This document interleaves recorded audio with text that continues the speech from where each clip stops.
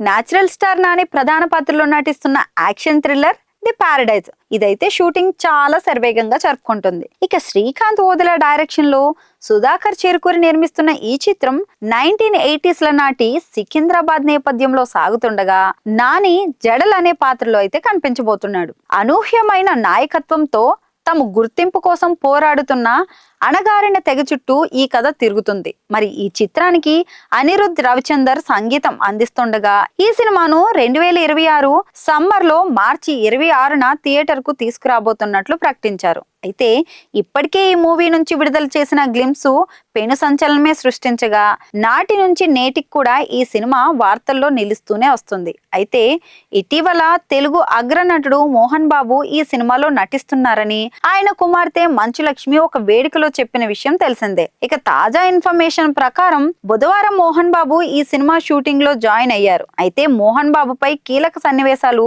దర్శకుడు శ్రీకాంత్ ఓదెల తెరకెక్కిస్తున్నారట. ఇక ఇందులో మోహన్ బాబు నాని మధ్య వచ్చే సీన్స్ ఉత్కంఠభరితంగా ఉంటాయని ఇన్సైడ్ టాక్. మరి ఈ చిత్రానికి సంబంధించిన మరిన్ని వివరాలు అయితే తెలియాల్సి ఉన్నాయి.